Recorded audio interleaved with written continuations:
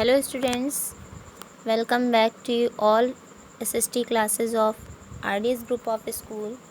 This video is for class 8th and today I will continue the chapter 5 When People Rebel part 4 in history.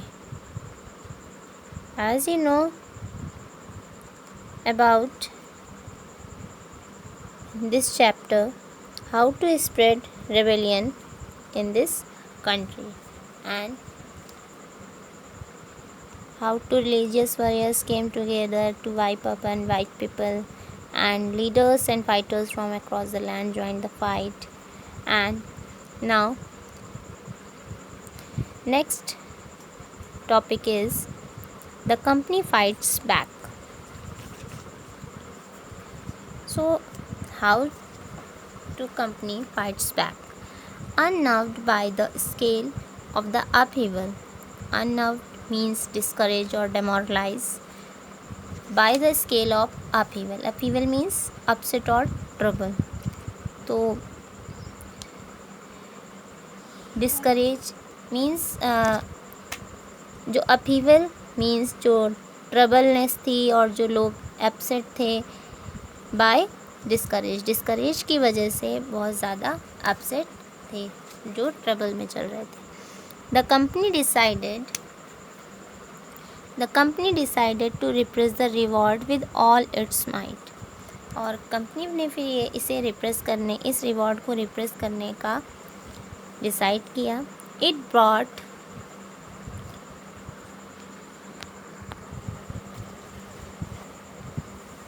reinforcement from England. Do you know reinforcements? Reinforcements means increase or boosting from England. So ये क्या कर रहे थे? इन्होंने England को पूरी तरीके से रीबूस्ट कर रहे थे. पास न्यू लॉस पास कर रहे थे so that the rebels could be convicted with ease. इसलिए ये जो न्यू लॉज ये पास कर रहे थे, इसलिए ये जो रेबल्स थे, कन्विक्टेड मीन्स इम्प्रिजन और फ्रेम, ये एक फ्रेम ले रहा था इनके साथ. And then moved into the storm centres of the revolt. और ये मूव कर रहा था मेनली स्टॉर्म सेंटर्स पर, ये जो रिवॉल्ट था. Delhi was recaptured from the rebel. और दिल्ली रिकैप्चर हो रहा था. रिकैप्चर मीन्स रिकवर हो रहा था from the rebel forces in September 1857.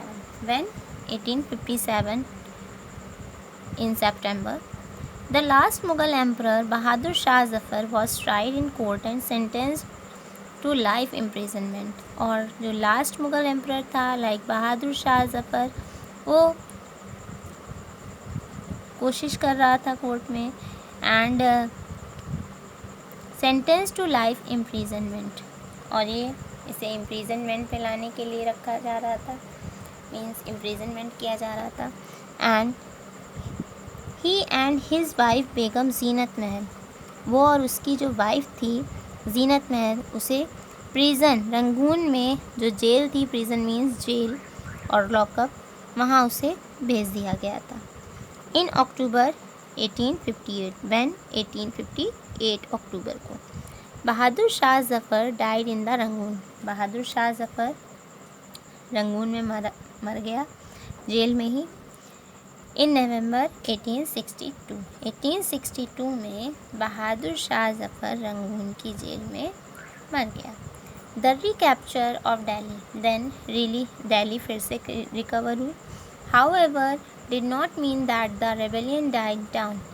इसका मतलब ये नहीं था कि जो रेबेलियन है ये भी ख़त्म हो गया. आफ्टर दैट, उसके बाद people continue to resist and battle the British. People जो थे वो कॉन्टीन्यूसली ब्रिटिश से बैटल कर रहे थे. The British had to fight for 2 years. और ब्रिटिश के साथ उन्होंने 2 साल तक फाइट की to suppress massive forces of popular rebellion. और बहुत ही मैसिव मीन्स लार्ज स्केल पर ये बहुत ही पॉपुलर रेबेलियन था. Lucknow was taken in March 1858। Lucknow को ले लिया गया था 1858 मार्च में। Rani Laxmibai was defeated. रानी लक्ष्मीबाई हार गई थी। एंड किल्ड इन जून 1858, और उन्हें 1858 जून को मार दिया गया।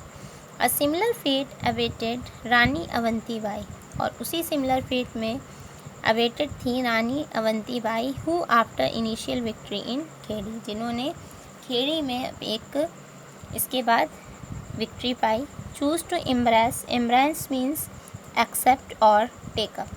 Then choose to embrace death when surrounded by the British in all sides, और फिर इन्हें पूरी तरीके से क्या कर लिया गया, एम्ब्रेस कर लिया गया ऑल साइड्स से। Tatya Tope escape to the jungles, Tatya Tope jungles की तरफ चले गए जो कि सेंट्रल इंडिया में थे। And continue to fight a guerrilla war, और इसके बाद इन्होंने गोरिल्ला वॉर किया with the support of many tribal के सपोर्ट से एंड प्रिजन ट्रीजर्स के सपोर्ट से। ही वॉज कैप्चर्ड, देन इन्हें भी कैप्चर किया गया। ट्राइड एंड किल्ड इन अप्रैल 1859, फिर इन्हें कैप्चर करने की कोशिश की गई और 1859 अप्रैल को इन्हें मार दिया गया। Just a victories against the British had earlier encourage rebellion, और जो ये विक्ट्री थी ब्रिटिश के अगेंस्ट, ये उन रेबेलियंस को इनकरेज कर रही थी पहले से ही। The defeat of rebel forces encourage desertions, और ये रेबल्स फोर्सेस थी, ये इनकरेज हो रही थी, हारने के बाद ही और इनकरेज हो गई थी। The British also tried their best, और ब्रिटिश पूरी तरीके से इसे जीतने की कोशिश कर रहा था। The loyalty of the people, loyalty means उनका ट्रू और फेथफुल, फेथ जीतने के लिए ये कोशिश कर रहा था। They announce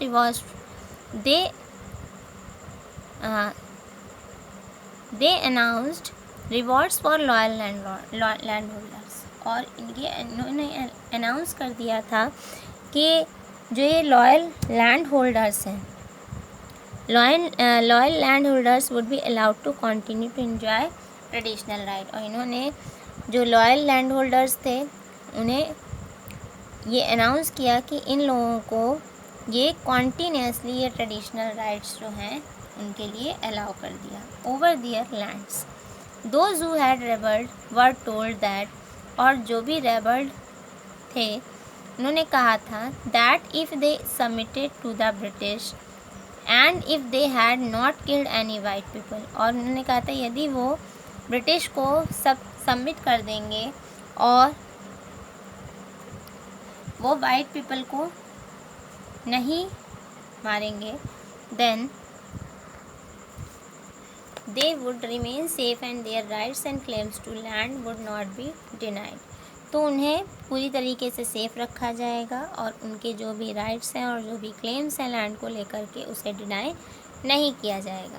nevertheless means however or nonetheless, hundreds of sepoys, rebels, nawabs and rajas were tried and hanged, then उन hundreds of सिपाहीज थे, रेबल्स और नवाब्स थे, राजास थे, उन्हें हैंग किया गया और इन लोगों को लटकाने की कोशिश की गई।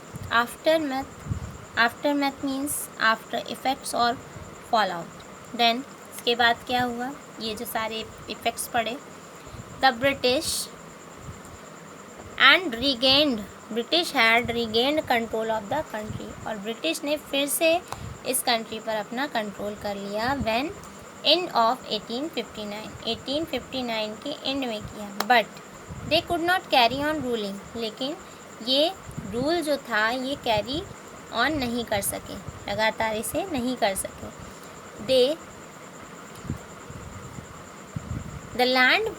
But they could not carry on ruling the land with the same policies and anymore, ये सेम पॉलिसीज़ पर रूल नहीं कर सके। Given below are the important changes that were introduced by the British, नीचे कुछ इम्पॉर्टेंट चेंजेस दिए गए हैं जिसे कि ब्रिटिशर्स के थ्रू इंट्रोड्यूस कराया गया था।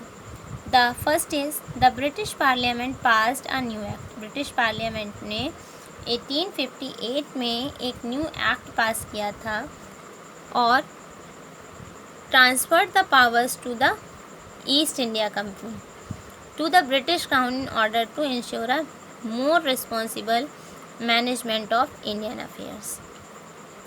1858 में न्यू एक्ट पास किया और जो भी पावर्स थी वो ईस्ट इंडिया कंपनी को दे दी ब्रिटिश क्राउन से।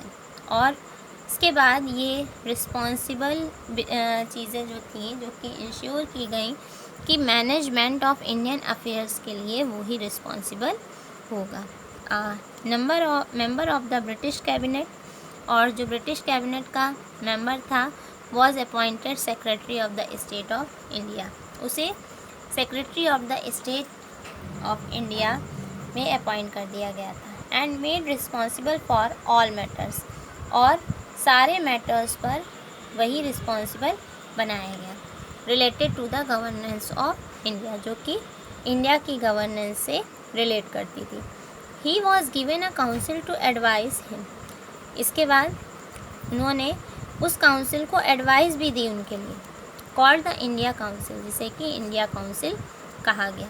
The governor general of India, जो गवर्नर जनरल था इंडिया का, was given in the title of viceroy. उसे टाइटल दिया गया वाइसराय का। That is a personal representative जो ऑफ क्राउन, जो कि उस क्राउन का एक पर्सनल रिप्रेजेंटेटिव था। दो through these measures the British government accepted directly responsibility for ruling India.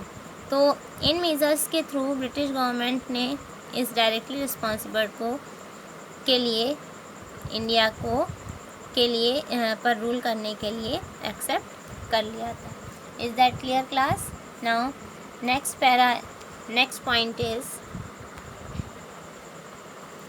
All ruling chiefs of the country were assure. और जो भी रूलिंग चीफ्स थे कंट्री के, उन्हें एश्योर कर दिया गया कि that their territory would never be annexed in future, कि उनकी जो टेरिटरी है उन्हें कभी भी फ्यूचर में एनेक्स नहीं किया जाएगा। Then they were allowed to pass on their kingdoms to their heirs including adopted son. और ये भी अलाउ कर दिया कि जो किंगडम्स हैं उनके इंक्लूडिंग अडॉप्टेड सन्स जो हैं वो भी उन्हें भी अलाउड कर दिया। However they were made to acknowledge the British queens. और फिर ये भी बनाया गया कि British queen as sovereign paramount, जो ब्रिटिश की क्वीन होगी वो एज अ सोवर्जिन पैरामाउंट होगी। Thus the Indian rulers were to hold their kingdoms as subordinate of the British crown. अब जो यद्यपि जो इंडियन रूलर्स को होल्ड पर रखा गया था उस किंगडम के लिए, and as subordinates of the British crown, जो कि ब्रिटिश क्राउन के सबऑर्डिनेशन पर ये किंगडम था। Third, it was decided that the proportion of Indian soldiers in the army would be reduced. और फिर ये भी डिसाइड किया गया कि जो इंडियन सोल्जर्स का प्रोपोर्शन है in the army would be reduce, इसकी आर्मी को रिड्यूस कर दिया जाएगा। And number of European soldiers would be increase, और जो यूरोपियन सोल्जर्स हैं उन्हें बढ़ाया जाएगा। It was also decided that instead of recruiting soldiers from other, और ये भी डिसाइड किया उन्होंने कि जो भी सोल्जर्स को सेलेक्ट किया जाएगा वो अवध से किया जाएगा। अवध, बिहार, सेंट्रल इंडिया और साउथ इंडिया से किया जाएगा। मोर सोल्जर्स वुड बी रिक्रूटेड, बहुत से सोल्जर्स थे जिन्हें कि सेलेक्ट किया गया फ्रॉम एमंग द गुरखास, जिसमें गुरखास थे, सिख्स थे और पठान्स थे। तो इस तरह से यूरोपियन सोल्जर्स के साथ साथ हमारे इंडियन के सोल्जर्स भी उसमें रिक्रूट किए जाने लगे। Now fourth number is the land and property of Muslims were confiscated on a large scale and they were treated with suspicion and hostility। तो जो लैंड और प्रॉपर्टी थी Muslims was confiscated means seize और appropriate। इन्हें appropriate किया गया, इन्हें seize declare कर दिया गया on a large scale पर। and they were treated with suspicion and hostility. The British believed that then British का ये बिलीव था कि they were responsible for the rebellion in a big way, कि ये जो इस रेबेलियन का सबसे बड़ा रिस्पॉन्सिबल जो है वो ये लोग हैं. 5th number, the British decided to respect the landlord, respect the customary religious. British ने ये भी डिसाइड किया कि कस्टमरी रिलीजियस जो है उसकी रेस्पेक्ट करेंगे and social practices of the people, वो इसकी भी सोशल प्रैक्टिसेस जो होती हैं इंडिया में पीपल की उसे भी रेस्पेक्ट देंगे. Policies were made to protect landlords, और इन पॉलिसीज़ में उन्होंने लैंडलॉर्ड और ज़मींदार को प्रोटेक्शन के लिए बनाया. And give them security rights over there lands, और उन्हें पूरी सिक्योरिटी दे दी गई पूरे उनकी लैंड पर. Thus a new phase of history began after 57. तो इस तरह से ये एक न्यू फेज़ हिस्ट्री का शुरू हुआ आफ्टर 1857.